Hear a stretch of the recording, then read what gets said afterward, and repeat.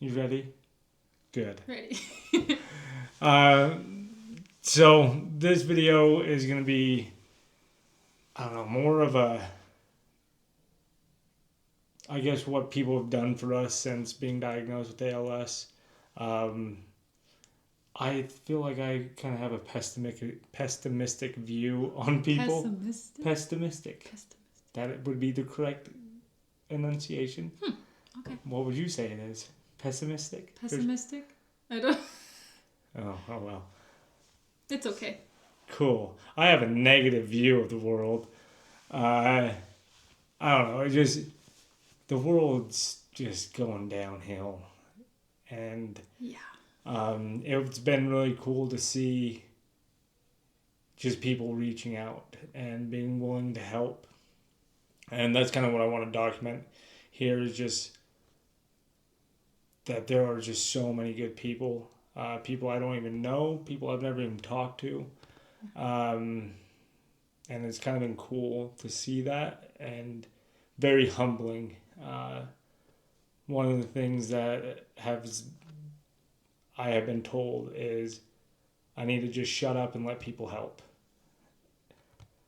and I don't like that. I don't like. We both don't. Yeah, but I think the best place to start is kind of when I broke the news, kind of outside of my family. Um, the first person that I told that wasn't family. I like to talk with my hands. I'm a hand talker. I don't know, I was trying to be helpful, but if you want your hand flying through it, you go for it. No, apparently it's annoying to everybody. So one of the first people, the first person that I broke it to was my sergeant. Because I was not going to work that day. I would not have been in a good headspace to go to work. And I called him and I was like, hey, he knew I was going to the doctor's. And no one knew what it was. And so I get diagnosed and I was supposed to go to work that day. And I call him, I'm like, hey, I'm not going to be able to make it in. And he could hear it in my voice that something was wrong. And he goes, do you mind if I ask what's going on, like what it was? And I kind of decided right then and there I'd let him know. There's no point in hiding it. So it took a little bit to get that out. They told me I have ALS, and I know I was choking up. And he's like, I'm sorry, brother, that sucks. If there's anything you need. So that support was already there from the beginning, which I'm very appreciative of. Fast forwarding, I want to say a couple weeks, but I don't think it was that long. I did end up setting up a meeting with my supervisor, the FOP representative, so the Fraternal Order of Police for my area, who is in my department, my chief deputy, a couple lieutenants, and they already knew, but this was kind of like the formal, hey, this is what it is. And so I was up front with them from the get-go. When I told them, they were all, I don't know, heartbroken's a hard word when you're dealing with a bunch of burly men, but like you could tell they were all willing to support me, and I think that was one of the coolest things I was told was by my chief deputy was basically, how do you say it, was, you've earned everything we're going to give you. And they've been up, like, just willing to let me work ever since. I'm so appreciative of that. So I told him I want to keep it on kind of down low until I have our first ALS appointment at the ALS clinic, and they were completely okay with that. One of the other sergeants, the FOP representative, he's like, when you want it said, I know the FOP is going to want to do something for you. And there's other things we're going to have set up as well, if that's okay with you. I'm like, whatever you guys want to do is fine with me, but let's wait and make sure it is what it is. Ended up going to the ALS clinic, and they were like, yep, that is what it is. And yeah, super fun. So a few other of the cool things that happened with work is when I got diagnosed, that was actually my last set of nights for that rotation. We do a 3-month rotation at my agency where you're on nights, and then 3 months later you switch to days. And day shift it's nice for family life. It's nice for home life. I love it. Spouses normally like a little more, but it is so boring. It's a lot more fraud calls and delayed crimes and things like that. So if you're very proactive, it's not the funnest shift. And my crew was a very proactive crew at the time. But that was one thing that I'm super appreciative of them. They were willing to stay on days. I think we stayed on days for... It's like 3 months. Oh, no. It was longer than that. It was 3 rotations, so about 9 months. That's what I meant. Of just straight days. And that was before we knew exactly how I was progressing and things like that, but they were willing to sacrifice that for me, and I owe that crew a lot. I'm super appreciative of them.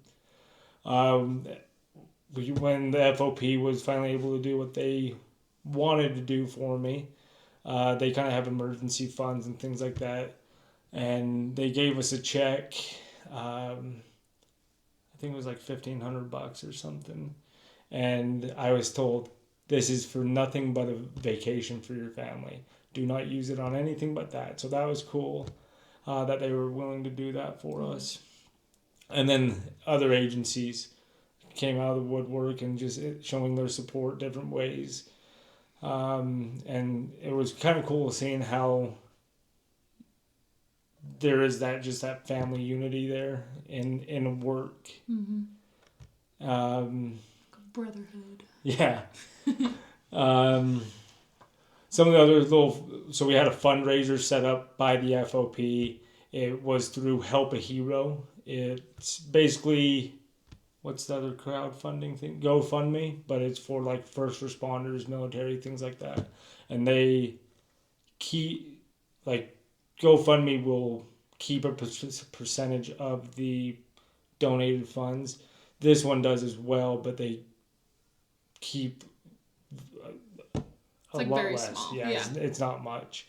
And so people could donate to that and leave notes, and reading those notes were way cool. And it was from just people that I know, I work with, I've lived by, but random strangers just coming out and willing to help.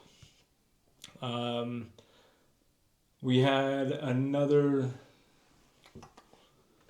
company reach out. It's called Gunslinger Forge. A big thing in law enforcement is challenge coins. All these right here are a bunch of just different challenge coins. If you want to reach up and grab that. They actually reached out to Karissa and just via Facebook and said, we want to do a challenge coin for Hayden. It's going to be a fundraiser. All the proceeds are going to go to you guys. We're working with the FOP and doing that. And we're like, yeah, that would be awesome. So they actually, you can go ahead and you had that conversation with them. Yeah, it's very cool. Hayden had an interview with one of the news crews, and he had talked about time. And it's kind of cool that they designed it like a pocket watch, and it opens. And it even has a quote that Hayden said in the interview. What, you want me to read it? I don't care. You I don't do know. you. But it says, time is the one thing we don't get back. You've got to make the best of what we have while we have it. So I thought that was really cool. And then they kind of designed this. They kind of asked what he would like or what he's into. And so they did like guns and a deer symbol, which kind of transferred over to another Yeah, we had another thing that somebody did. It was actually someone that I went through the police academy with. He has his own little. I want to say it's the Blue Needle. Yeah, it does sound familiar. Something like that. And he did another fundraiser for us, and this one was with hats. And he took that same kind of elk deer logo, made all these different hats for us. People could buy them, and all the proceeds came to us. So it was just cool seeing that. That people were just willing to help. And yeah, she made mention that I had an interview with a couple news crews, and that was I think that was set up in cooperation with my family and work. Work was very supportive. I hated it.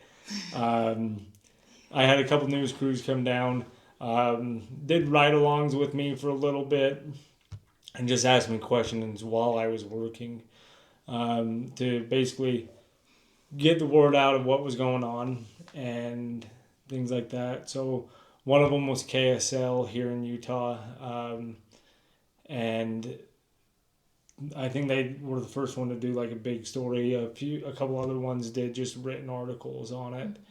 And I told my sergeant, because he was the one kind of setting stuff up on the work, and I'm like, I don't want to do this. Like, this is stupid. I don't care.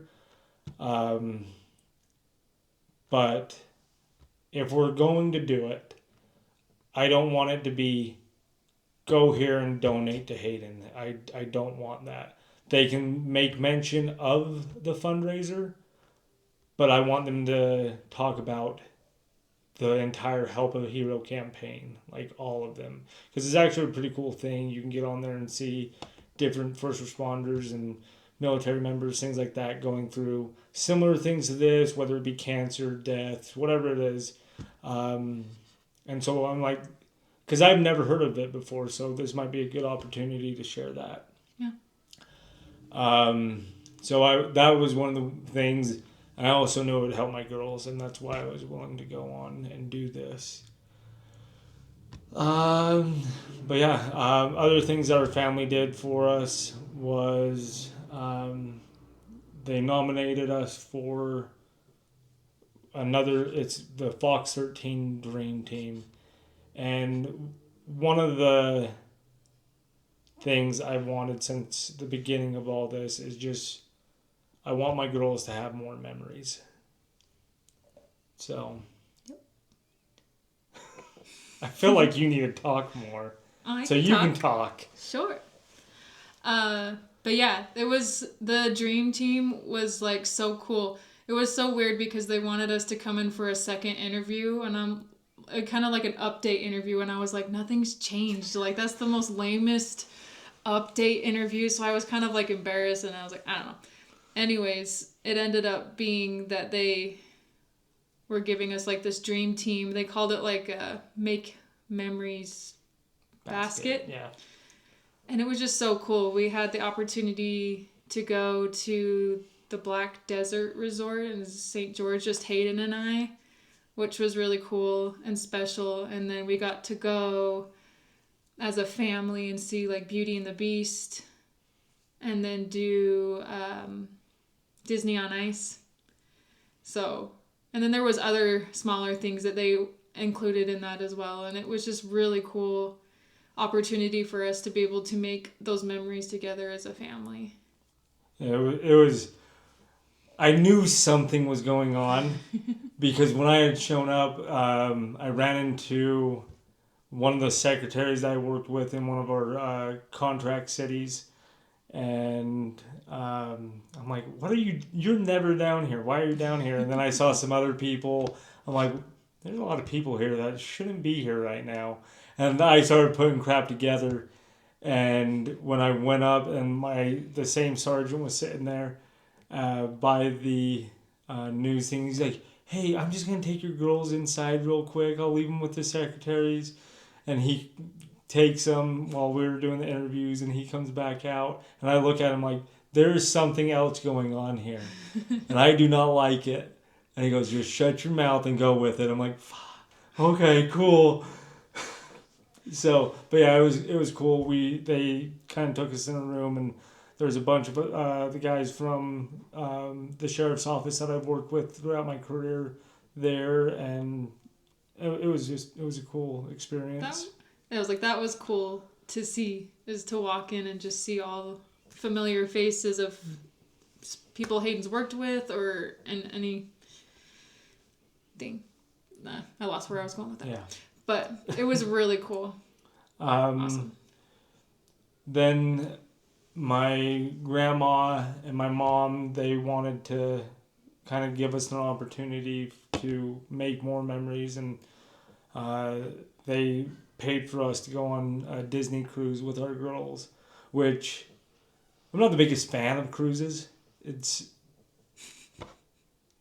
like I don't get seasick. I would just rather stay at like an all-inclusive resort and not be on a boat, I guess. But the Disney cruise with the girls was probably the funnest thing that we've done with them. And like our girls are at that age where Disney's like the big thing, and them running around. There was one day Oakley takes off and just runs down one of the hallways and gets to a corner and just stops. And I'm like, "Oakley, what is going on?" She's like, Ray, Ray. And we round the corner, and Stitch is standing there. And it's Stitch. Just happy as can be. So that was just fun seeing them and having those memories to share with them. And then, I mean, it went beyond just family. Just random people were willing to come out and donate us things. And that was the big thing, was I just wanted memories for my girls. Because they're young enough that it's, I don't know. I think you talked about it in your video, and it was one of my concerns, is I don't know if they'll remember me. And so it's been really important for me to make those memories. And so people willing to donate time, money, vacations to us was awesome. There was another family who we still don't know who it was. They worked through, again, my work and my family to send us on a trip to Legoland and the Great Wolf Lodge in California. And the way we got that trip was we went out with a couple of my siblings and my mom, just to like a Christmas dinner type thing. And there was a Santa Claus that was in the shopping mall. It's not a shopping mall, like a strip mall. Yeah. Outdoor strip mall. And so all our girls went up, and he gave everyone candy canes, and he looks over at me and he's like, "I know you." I'm like, yeah, I was like, "What is this?" No, you don't. He's like, "No, I do." And he gave us, that's how we got that trip. And as I was reading that, they gave us basically why they were donating this trip to us, and they wanted us to make those memories with our girls. There was another gentleman there who I guess just happened to be there, right? I didn't understand how he got into it. Yeah, but he heard, and from my understanding, his buddy actually died of ALS not too long ago. But one of the things he does during the Christmas season is he dresses up as a Grinch and sneaks into people's houses and kind of has that Grinch thing. And he wanted to do that for us and for our girls. So one day when we were at home, it was all of a sudden the door opens and Callie she's a wuss. She runs back. Reagan's like, what? Who's there? And the Grinch comes in, steals a present or something. And yeah, it was cool for the girls to see. Yeah, that was fun. Yeah, what else? I just know, like, when it first got out that he was diagnosed with ALS, like, so many people reached out just for, like, really kind things of, like, free photo shoots. Like, we'd love to get a free photo shoot of your family, or what were some other things? We had, so one of the things, again, especially at the beginning, I didn't know how I was progressing, whether it was fast, slow. One thing I'm still not sure if I will be around for is my daughter's weddings. And I talked to her about it, and I was just going to set up my camera in the backyard and, make it real, just simple, but do a father-daughter dance for them for their wedding that can be played at that time. I told them we're going all out. Yeah. I'm like, we're getting them white dresses. Like, we're gonna get someone to video it, like a videographer. And my oldest sister, she kind of found someone to do that for us. Another place donated their venue to us to do that. So we were able to go out and make some father-daughter dances. I think the hardest thing of that was figuring out which songs we were going to use. Yeah. But I think we've picked some really good ones that fit each of the girls. But yeah, that was cool. That was fun. But yeah, other things, like the other things that, like, I wouldn't even thought of at the time, but, like, we were donated a will and trust to go get that all set up, which we've always wanted to do. And we had one set up through work. Yeah, we were working on that. Yeah, and we were going to go up, and that one was like a cookie cutter one of, we do all of these, just sign here. But this one was donated, and it was through a specific attorney's office and things like that, and who specialize in it. So yeah. I feel like it was a lot better value. Yeah. But yeah. So that was really cool. But I am super appreciative of just the help that people are willing to give. Not only me, but I've seen it to anyone going through a hard time. This world may seem like a crappy place a lot of the times, but there's still a lot of good in it. So,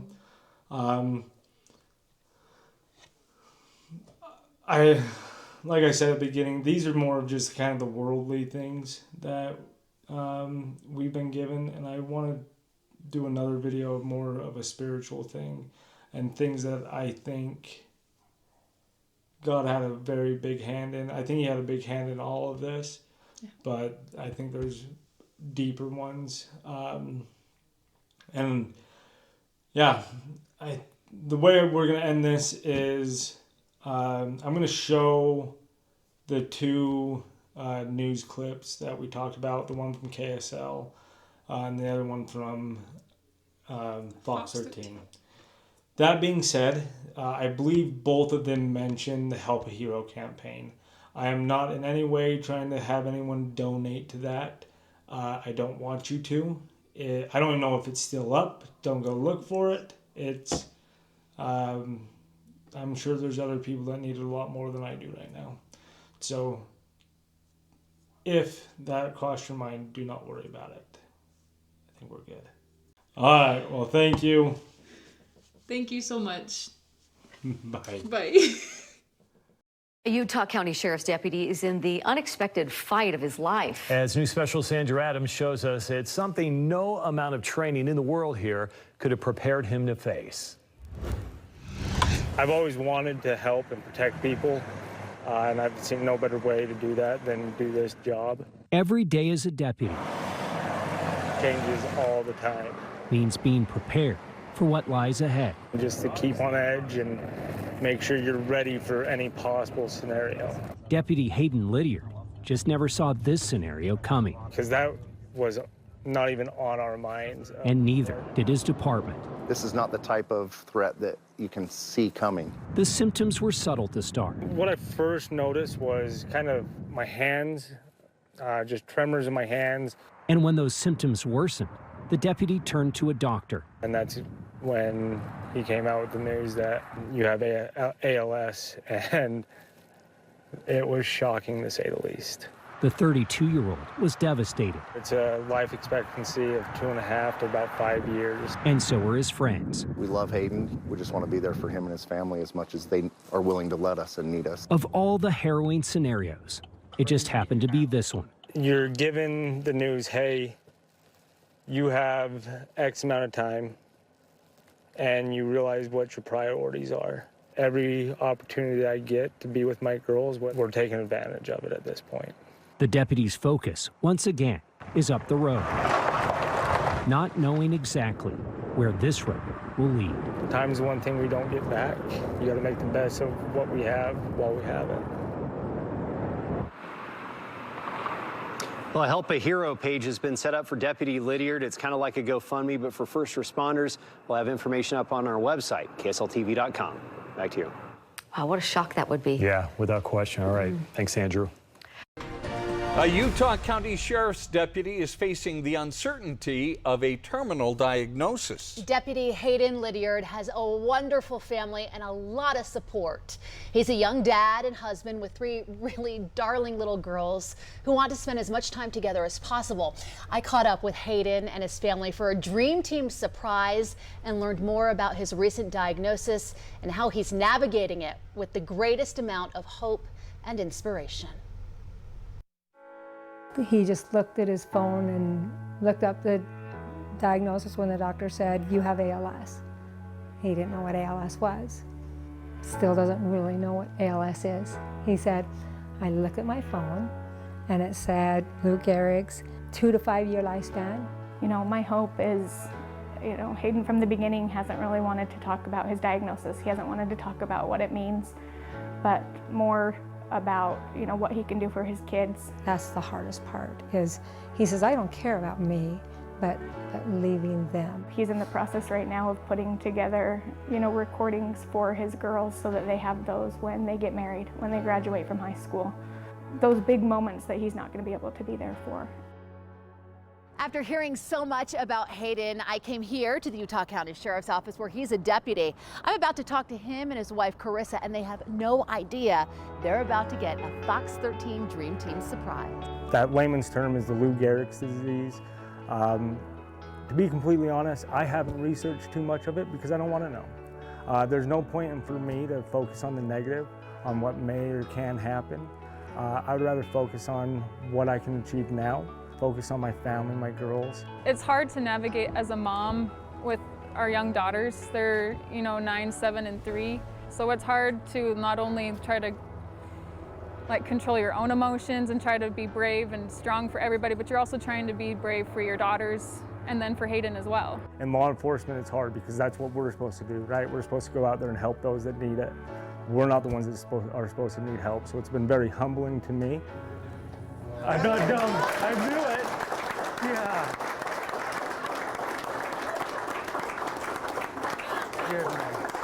I'm not a detective, but I saw people walking. I'm like, they're not supposed to be here. Goodness. We wanted to come and talk to you and learn about your family. You have done so much for the community, and we wanted to do something for you. I am with the Fox 13 Dream Team. So let me introduce Steve. He is here from Mountain America Credit Union. Nice to meet you. Meet Hayden and Karissa. Hayden and Karissa, nice to meet you. So we have some stuff for you guys, for your family. This is, we call this the Lydiard Family Making Memories Gift Basket. It is pretty amazing. We have from Black Desert Resort down in St. George something for you guys. It's a weekend getaway with $200 to buy food with and to stay at that amazing resort. Then we have Beauty and the Beast at Hell Center Theater. We have from Fox 13. We have Disney on Ice at the Delta Center. We've got tickets for you there. Then we have 5 Get Out passes for the whole family, 365 days of fun. And then probably the most important is we have $1,500 in cash for your family to support you. I'm going to give that to your wife because I know that's where it goes in my family. So, Karissa, would you hold on to that? So thank you so much. Thank you, sir. We love you guys and we appreciate and support you. Thank you. Like I've said before, it's been tough. It's been, I mean, an emotional roller coaster, but the outpouring from everybody has just been insane. The support from the sheriff's office, everyone here. I mean, look around. I've worked with each one of you and I've loved it. I wouldn't change it a second. I mean, you guys have all been such a good support group even before this. I mean, I knew if there was ever anything I needed, you guys were there, so thank you. And thank you guys as well. Thank you for helping my girls and my wife. Oakley. But thank you guys.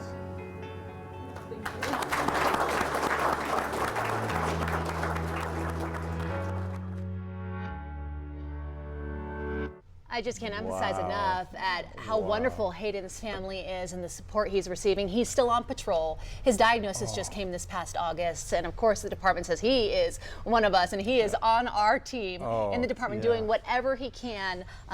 Of course, for as long as he can, Hayden. So you got, we are all behind you and we support you, and we just wanted to do a little something to help make that family time a little bit extra special. He pointed out in the story that a lot of times the first responders are the ones to help, and they're not used to getting help. And what a wonderful thing for he and his family and for the Utah County Sheriff's Office and Mountain America to be able to help him like that. Absolutely. And the great satisfaction that comes from that. So. The day after I met with Hayden and gave him the surprise, he had his first appointment at the ALS clinic. And I said, but Hayden, you know what? You already have the best medicine of all. It's your hope and your inspiration and your outlook on life. So keep that going. And you got it. And the love of his family and his coworkers and all the rest of us. Hayden, good luck, buddy. We're with you. Yes. Thinking of the Lydiard family, you can nominate someone for a